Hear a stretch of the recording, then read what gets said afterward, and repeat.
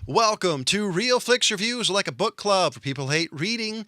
This week was my pick, so I picked Aliens, made in 1986. That's the second in the Aliens quadrilogy, unfortunately. Ladies and gentlemen, this week we have Jonathan Charney, James Stevens, and Ryan Preston.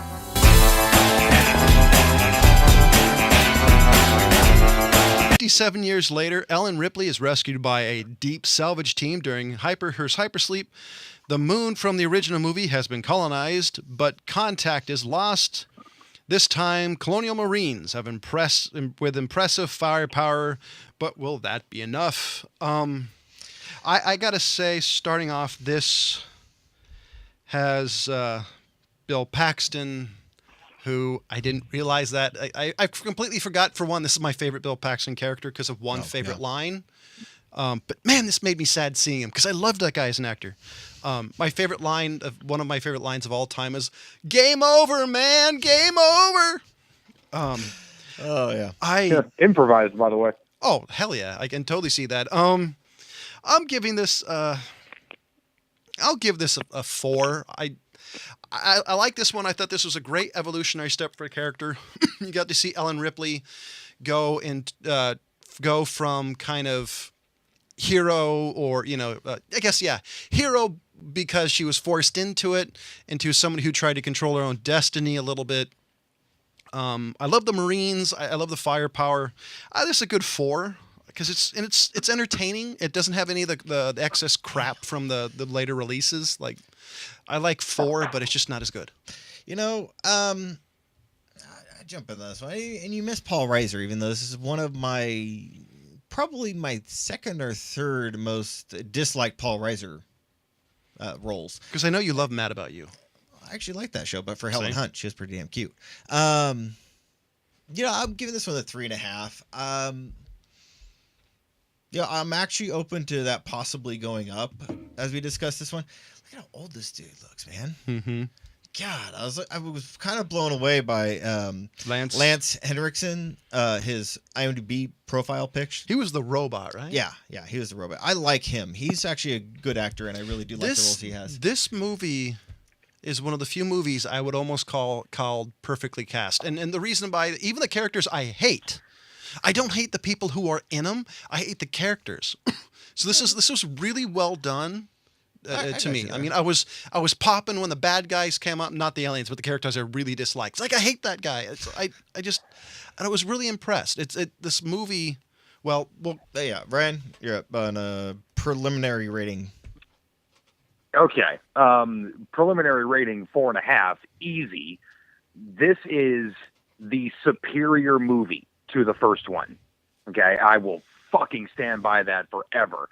But you're the sitting first down. one, amazing. This one,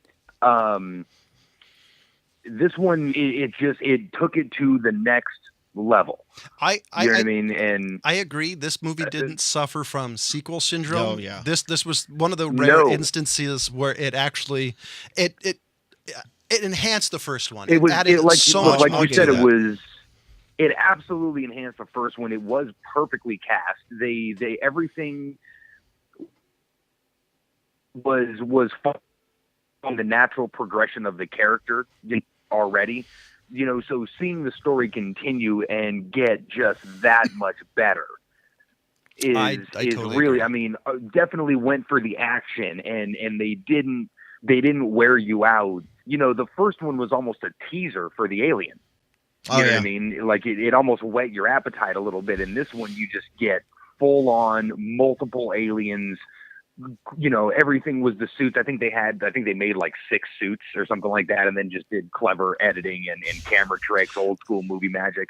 And I would say it just took everything up a notch. I would say this one also was another rare movie. I think that, like Blade Runner, for example, had perfect atmosphere. Like everything, that the sets were spot on. The feeling of this movie was spot on. The tonality and the color. This to me is almost a perfect movie. I would give, like, if we were going to rate the whole trilogy, 1, 2, and 3, the fourth one doesn't count in my humble opinion. This would be a 5, the whole thing. It's an absolutely amazing movie. Even small plot points. The thing with Ellen and her daughter, her kid, which reality is it's a small plot point in the movie, but it's a major point for her character. Even that was well done. There's nothing in this movie that I disliked. I liked how she started out, just wanting to get back to work. Yeah. Well, and also it still went for the slow burn the first hour of the freaking movie, which was perfect. I mean, that was the perfect way to deliver the very fast-paced second part of the movie. Yeah, and I would even say the slow part of the film really wasn't slow, even still. No, it was like the first one where it lit the candle and you're just anticipating everything. Yeah. It was the perfect speed though. I mean, because when we talk about some movies, a slow burn, you're just like, is this over with? And you're still on the edge of your seat going, okay, come on. Even if you've seen this 100 times, you're still like, oh man, this part is interesting. So I'll just put it out there. So you didn't rewatch the film in this year, and Brian, I know you didn't, but I watched the entire thing just because I was curious to see how well it held up. And we did do Alien. I've seen this movie. Did we already do Alien? I've seen this movie within the last 6 months. I didn't have time this week. We did another space movie that actually fit well. I was looking for specific things. I was trying to look to see how well the gore graphics, and the sets, it still and even holds the up. Back thing. Yeah, it is amazing how it really still. Do you want to know why? Holds up. And this is true. My straight up humble opinion is the fact it's all miniatures. Like CG works pretty good. If you, like for example, take a look at the Lord of the Rings, the first Lord of the Rings movies.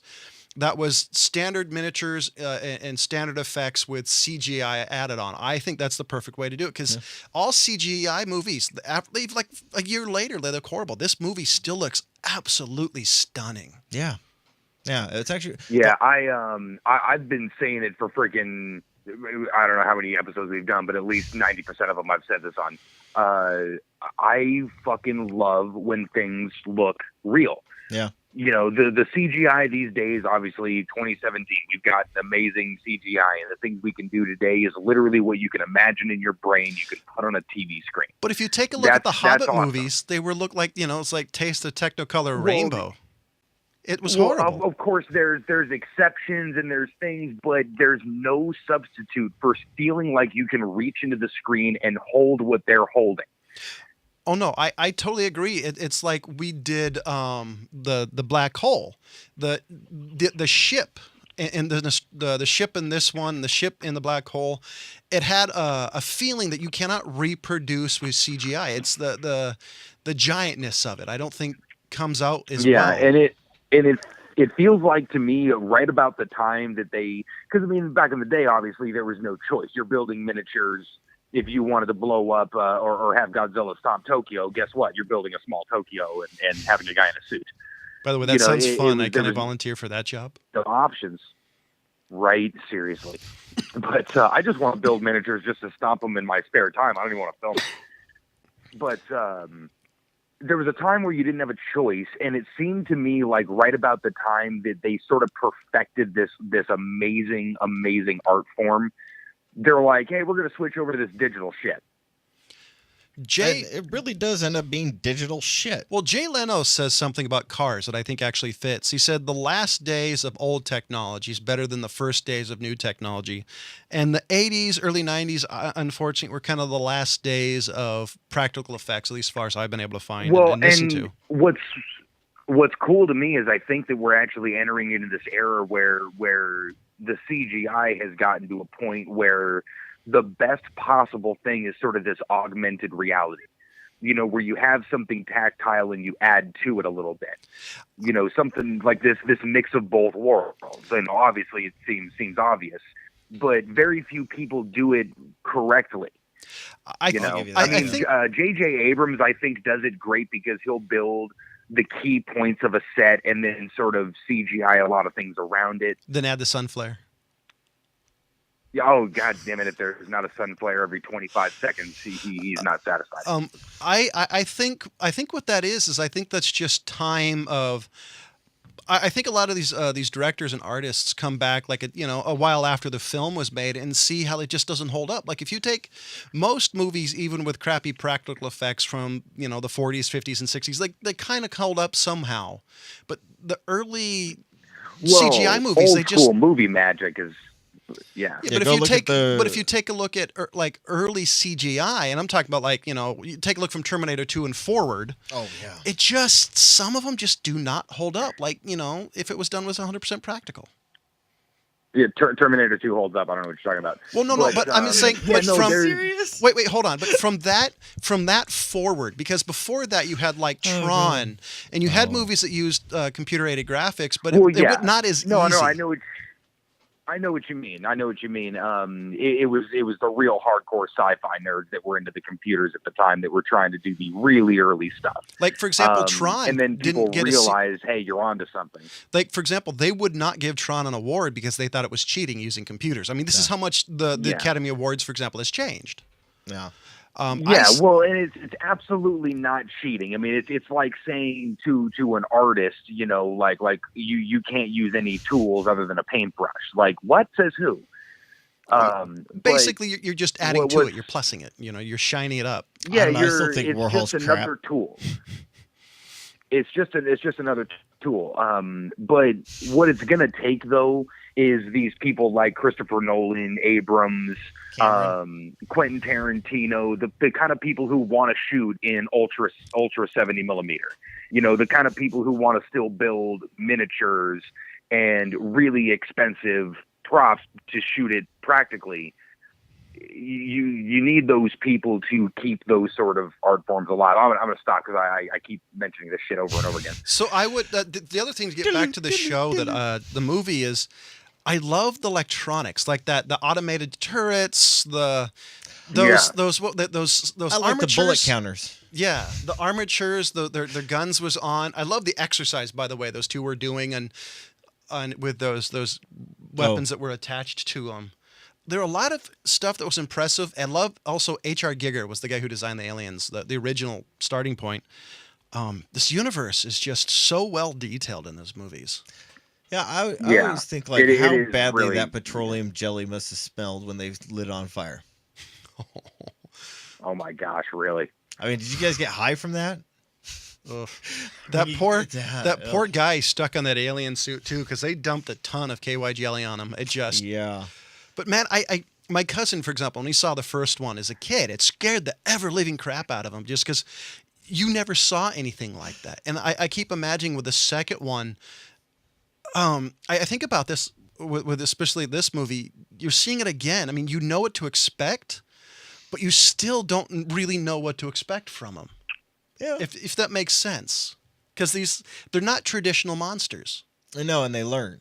Yes, That's the Well, thing. but it is a fucking monster movie though. Oh hell yeah! But it's Any way you cut it. So it's not your traditional kind of monster, but it almost is your sort of traditional monster story. Oh yeah. But it has the extra dimension of being in space, which Well, yeah, the generally, sci-fi nature of it. It Which- wasn't a thing that was beaten to death at the time, which was cool. Yeah. that's actually true. generally in the 80s and 90s, if you added in space to something, it was the death nail of any sci-fi series. Gremlins in space. Critters in space. Yeah, but this Race. was so transcendent. Leprechaun This in was fucking space. Jaws Yeah. in space right here. Oh yeah. And they did do that too. And you saw this, and the space added a second dimension. It added and really it added another character. Well, it's basically the whole story. It was about them being in space and the Yeah. fact of the complications of it. Well, in the first one, in this one and in this one, outer space was another character in it because they had to do certain things in a certain way or else things would happen. So it really, I love the limitation of space in movies. And I when might done be well. wrong on this one, but I actually believe that this is one of the first movies to ever bring up the idea of terraforming a planet. It's 79? I don't know if it was the first. I didn't say the first. It was one of the first, at least. I don't know. Yeah, I mean, probably. it's an old idea. There had to 86, be yeah. movies from the 70s that had the basic idea. I think Blade Runner came out before it, but I mean, one of those to actually bring that up as a plot point of that's why they went back to the planet. So I'm going to actually bump it up a rating to 4.5. This movie is so much more funner to me as You're making up words again. than the Funner? first Did you just one. say funner? He Yes, did. I'm sticking with it. He's making up words over here. Well, actually, quadrilogy. I'll bring the box set next week and show you where And it look, says I'm quadrilogy. fine with quadrilogy. I have no Funner. problem with quadrilogy. Funner. I'm sticking with funner. I enjoyed it a lot more in the first one, mainly Was it because funner? yes, Okay. because you were already introduced to the aliens in the first one, and this one you get to see them how they try to deal with aliens. So So the 4.5. aliens are funner? Yes, Okay. and Ripley's funnest. Was it more gooder also? So James, Yeah, I think I'll give it a 4. I don't know. For me, I like it. I do like it, but it just doesn't seem like to me the perfect movie. Although you guys are right, it is actually better than the first one. they just don't make movies like this anymore. It doesn't. This movie has a vastness to it. It has such a rich atmosphere. It's almost, I don't know. It's just such a great overall I'll give film. it one of these. It is a timeless classic. It that ages actually- very well. Yeah, that timeless ages matter. for damn Yeah. sure. So I mean, it's one of them, but for me, it's still not a perfect movie, and there's just little issues I have with it. But it's like nitpicking. It's like I look at some things like, you would actually have been sucked out of that airlock. Just putting that out there. Well, you do realize that the plot points override physics. I know, but I'm just throwing that out there. That was one of the things that I'm like, okay, you'd be dead. By the way, I want that as a T-shirt now. Like your physics are overridden by my plot points, or something like that. Ryan. Yeah, what the guy from MythBusters say? I reject your reality and submit my own. Yes, basically it's a spin on that. Yeah. So, Okay, Ryan, it's your final turn. rating. I'm sticking with a 4.5. I mean, it really is damn near a perfect movie. The little things like that, whatever space physics stuff like that doesn't hold up, but everything else Nitpicking. does. You can almost just imagine it as like an alternate timeline from 1980, whatever this movie was made. The most amazing thing, I think, for me that you guys point out the outer space thing is I kind of expect it so it doesn't bother me. It's just like in Tombstone when all of a sudden they ran out of ammunition. It was like After a few thousand rounds per gun. I'm up to the point where it doesn't bother me as much. It's actually mishandling firearms, for example, in certain scenes that drive me crazier. Stop sweeping the bus with your rifle. Exactly. Damn it, Keanu. That part doesn't bother me, and I'm kind of surprised it doesn't bother me as much as you guys do. It does. So, ladies and gentlemen, we do have a Facebook page. You can catch us on facebook.com/RealFlixReviews, or you can catch us on iPod, the iTunes, Stitcher, Podbean, and more. I mean, Is the English language difficult for you today? It must be. I'm exhausted. It's been a long month for me. Let me put it this way. It's not funnest. No, it's just not. funner. I've moved more damn boxes in the last month than I think I've done in 5 years. Wowzer. Hey, my shit's heavy, man. You're supposed to flush that. Well, hey, if it's true. If it's yellow, keep it mellow. If it's brown, flush it down. And that's from one of your favorite Hollywood starlets. If you can name that, I'll give you a gold star. What was I just looking for? So this is this was sad for me. The Thundercats were one of my all-time favorite cartoons growing up. Thundercats voice actor passes away at 91. Mr. Earl Hyman, Hyman, passed away. That really bummed I me. didn't even hear about him passing. That's kind of. I'm bummed about that just because it's still one of my all-time favorite cartoons, and I love the reboot too. Actually, Yeah, I did too. I thought it was actually a pretty decent reboot. Actually, if you take the time to look at it. now I do have a question. If any of you have seen the new Justice League movie, can Aquaman speak to fish, or does he have actual powers besides being, master and commander? Well, I'm sorry. Why the fuck do you think he wouldn't be able to speak to fish?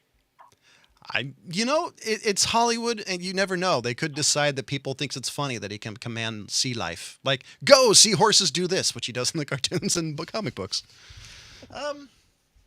No, I haven't seen it. It's his main Power.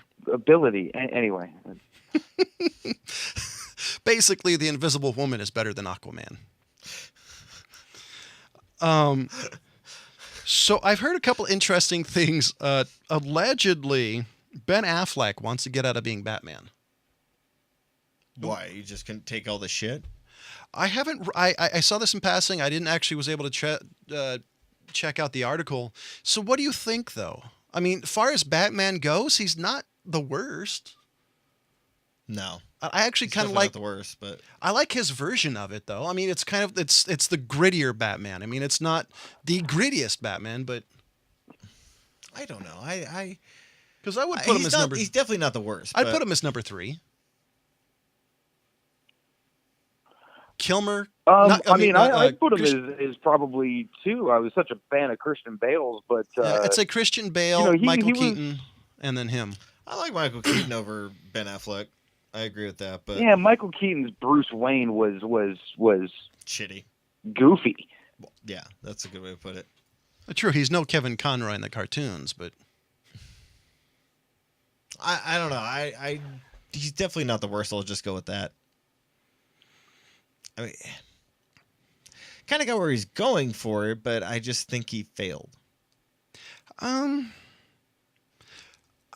See, here's the question: was it him, or was it the story they were trying to tell? Would he do better? That's an excuse. I'm done with the cop-out thing. Well, no. I mean, I legitimately think it because I mean, you're Ben Affleck. You've done so much. Are you going to really let a director ruin your character? But they were trying to do so much, though. I mean, that's what I'm wondering if it was the case. They were trying to do too much for what they were trying to do. They're trying to copy Marvel, and Marvel made movies for every single character except 1 or 2.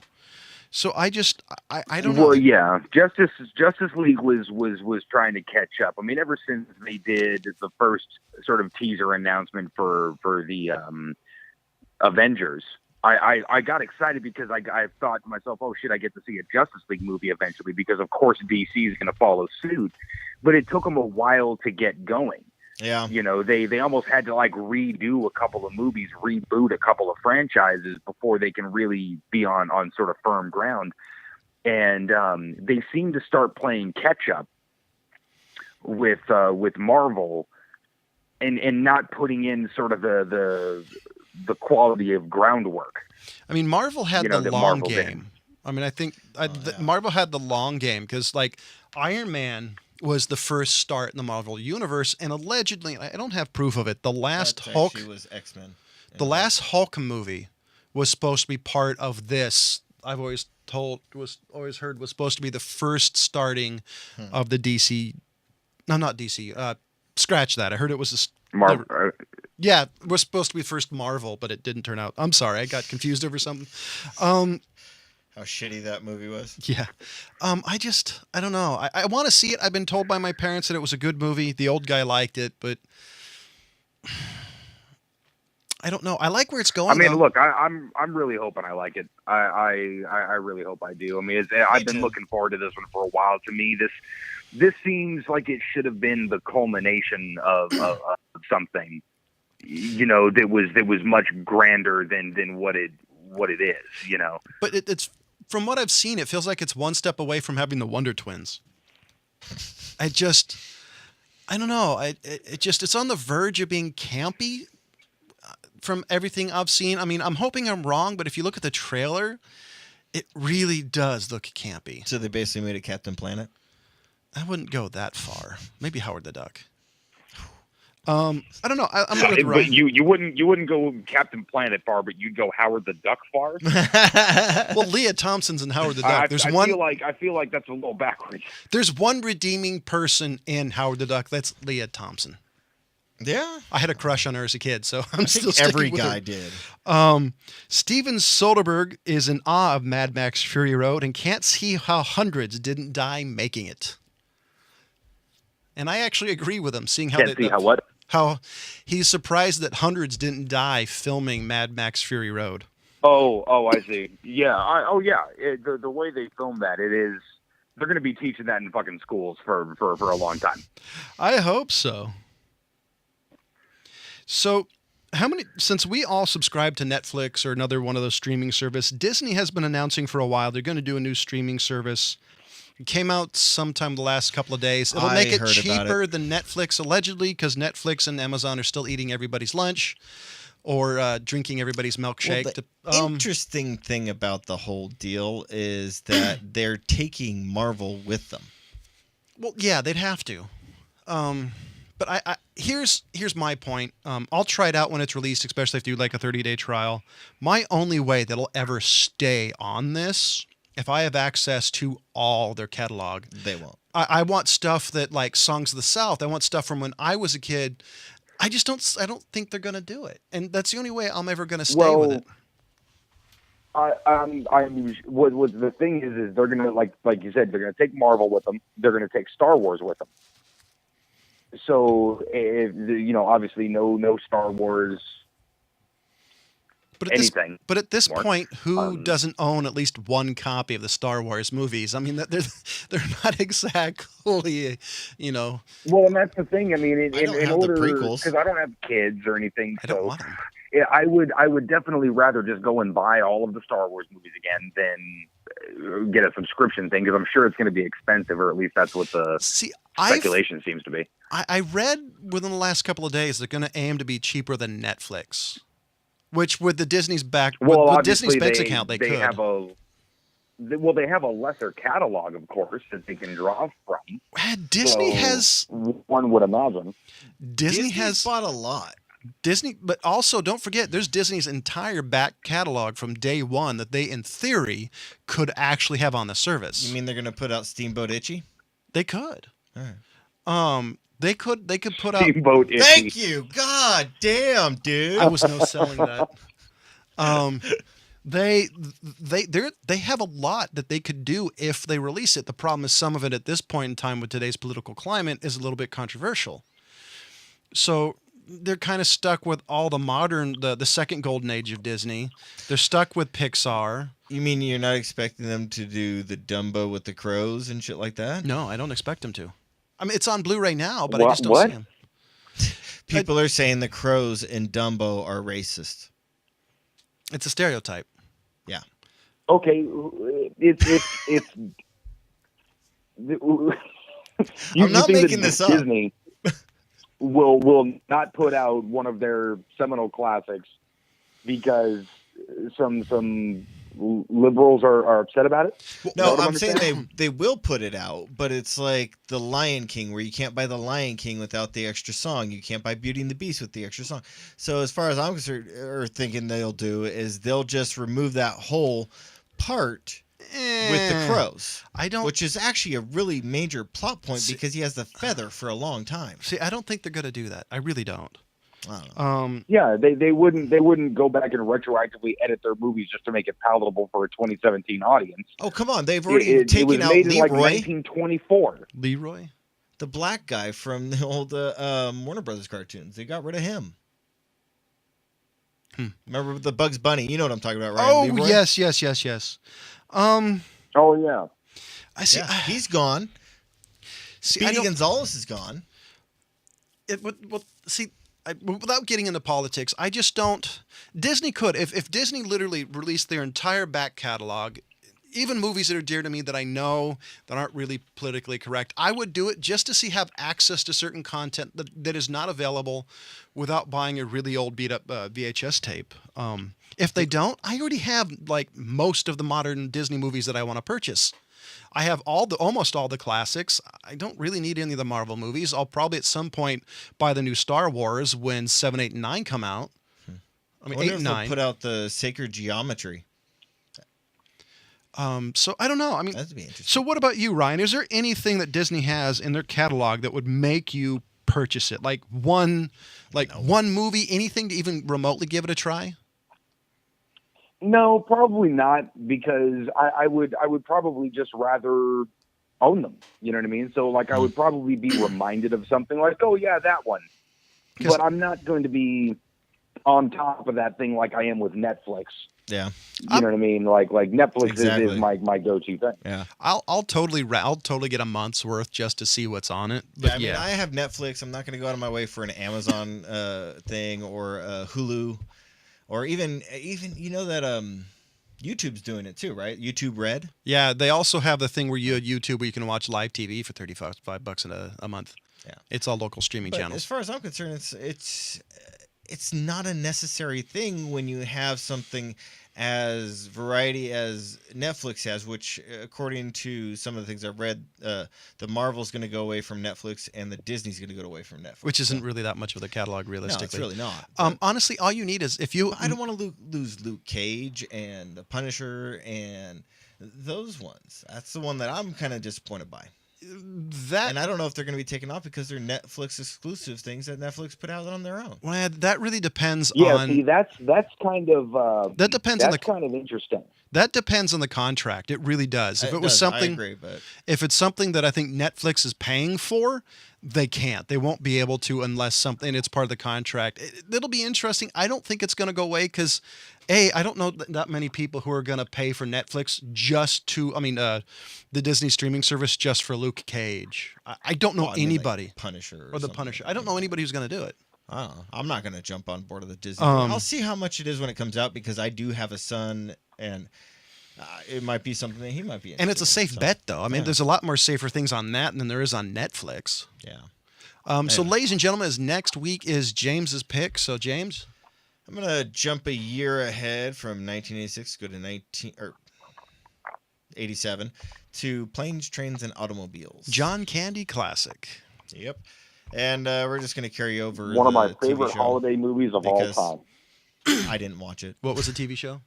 Murdoch Mysteries. So it was supposed to be on Netflix, but I guess it got taken off.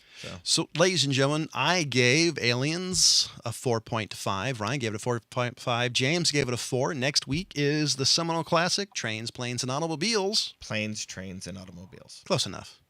No. And ladies and gentlemen, with this holiday season fast approaching, we here at Real Flix Reviews want you to stay home this holiday season. Forget about Black Thanksgiving and Black Friday. Pop a bag of your favorite popcorn, hang out with your family, because I guarantee all those memories of you watching your favorite movie will stay around a lot longer than that crappy gift you purchased. So, ladies and gentlemen, drink a lot of alcohol. And ladies and gentlemen, for everybody here at Real Flix Reviews, thank you for watching. Goodbye.